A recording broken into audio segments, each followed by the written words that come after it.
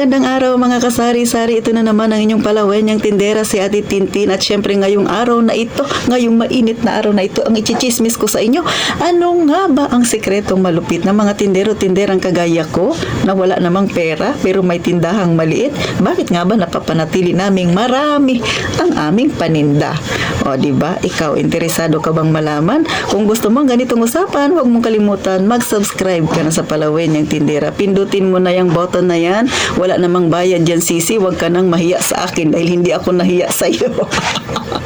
At syempre, kung may natutunan ka, pakilike na rin ang aking video mga kasari at pakishare na rin kung hindi kayo busy. At sa mga datihang subscriber ni Ate Tintin, walang iwanan, walang bitawan kasi hindi na ako makakapag-chismis sa inyo pag iniwanan ninyo ako mga kasari.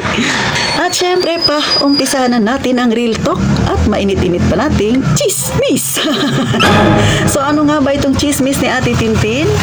Alam naman natin mga kasari na yung mga may maliliit na sari-sari store kagaya ko, wala naman kaming malaking pera na pambili ng mga paninda. Pero napapansin nyo ba yung mga lalo na yung mga datihan na diyang mga tindero-tindera matagal na sa pagtitinda mga kasari, kahit na wala silang maraming pera ay laging puno ang kanilang tindahan. May sikretong malupit nga ba? Abay, syempre wala mga kasari. Eto, lagi ko tong sinasabi sa inyo no, lalo na sa mga mag-uumpisa ng kanilang tindahan. Bakit lagi ko tong nababanggit?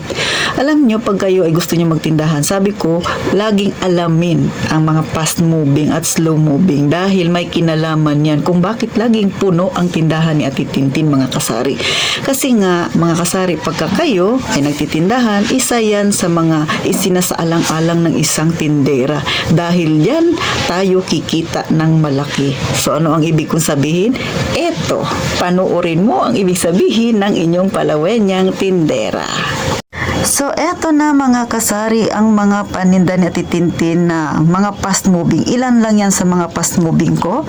Pero, paborito ko rin siyang bilhin kasi nga mas kikita ako. Naka-discount na, mas kikita pa ng malaki. So, katulad nito, ay sa isang bote, 2 piso kaagad ang na-discount mo mga kasari. Kasi mas mura siyang dihamak pagka ganito yung binibili ninyo. So, hindi ko alam kung sa inyo may ganito rin, no? So, dito naman sa amin, ito, uso rin yung mga ganito, 6 plus 4. So, 6 na piraso ang Nesty Apple. May libre kang 4 na pirasong Magic Sarap. So, tubo mo na kaagad ito. O, diba? Plus, dagdag ka pa dito ng tutubuin mo. Abay, bongga ang tindahan pagka ganyan. Dagdag rin ito mga kasari. May free tayo na isa. May tubo na tayong isa. Dito din, maging sa mga shampoo. And then, syempre, dito sa ating powder na sabon mga kasari. So, kadalasan, ang pinabibili natin Tintin ay mga ganito talaga.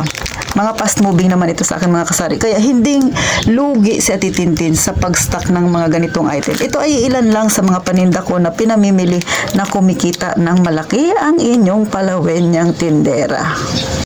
So ngayon mga kasari, nakita nyo na yung mga pinambibili ni Ate Tintin. So kayo, pag wala pa kayong tindahan na mga kasari, tapos gustong-gusto nyo talaga magkaroon ng tindahan, syempre una nyong alamin muna yung area ninyo. Ano ba yung mabenta dyan sa lugar ninyo, kung sakaling magtitindahan ka, at kapag may tindahan ka na, yung lagi kong sinasabi, lagi kong pinapayo, alamin ang mga fast moving tsaka slow moving. O kagaya ako, syempre medyo matagal na sa titintin sa pagtitindahan, mahigit na akong 5 taon na nagtitindahan, abay kahit pikit ako, alam ko yung mga fast moving ko. Kahit tulog si Ate Tintin. So, yung mga nakita ninyo kanina, isa lang yan, iilan lang yan sa mga tinda ni Ate Tintin na mga fast moving. So, madalas yan ang aking hinahanap pag nasa grocery store ako. Kaya, medyo matagal ako mamili mga kasari, no? Kasi iniikot ko talaga yan yung grocery store. Hinahanap ko yung mga 6 plus 1. Minsan, mas mataas pa dyan yung mga nakikita mo. May 7 plus 2 pa sila, no? Malaking tulong yan mga kasari sa ating mga tindera-tindera kasi medyo mababa yung babayaran mo pero mas malaki yung kikitain mo. May sample na lang dyan, di ba? Yung katulad ng Nestle Apple na nakita ninyo. So, 6 na piraso yung bibilhin mo and then may 4 ka na kaagad na libreng Magic Sarap. O, di ba? So, akalain mo yun, ang bintahan ng Magic Sarap ay 6 times 4 mo. O, di ba? 24 kaagad. O, alam naman natin, ang Magic Sarap ay fast moving yan. So, 24 na kaagad yung kita mo doon. Plus, Oh, yung patong mo pa doon sa Nesty Apple mo na yan, mga kasari. O, di ba? Magkano na ang bintahan yan dito sa amin? So, malaki-laki ang kikitain ni tindera at syempre nakakadagdag sa paninda. So, alam mo na ang sikretong malupit ng mga tinderang kagaya ko, mga kasari. Pero sa totoo lang, no, kapag ikaw ay may tindahan, tiyagaan din yan sa pag-iikot. Kailangan masinop ka sa pera, and then pagka masinop ka sa pera, talaga namang masipag kang mag-ikot dyan sa grocery store. Kabisado mo yung mga tindahan dyan na maraming mga promo-promo na yan, mga kasari.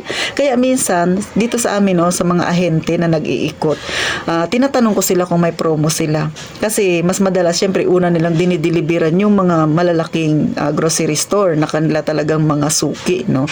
Pero pag sinabi nilang wala na kaming promo, ay sabi ko, next time na lang ako bibili. Doon muna ako sa grocery store kasi may mga promong hinahabol sa titintin. At syempre, mayroon tayong mga card na nakakatulong sa atin para makapag-ipon tayo ng points, which is nakakatulong pambili ng aking personal na gamit. Hindi ko na siya kailangang kunin doon sa aking pera, o diba? So, nakasave na naman ang tindera.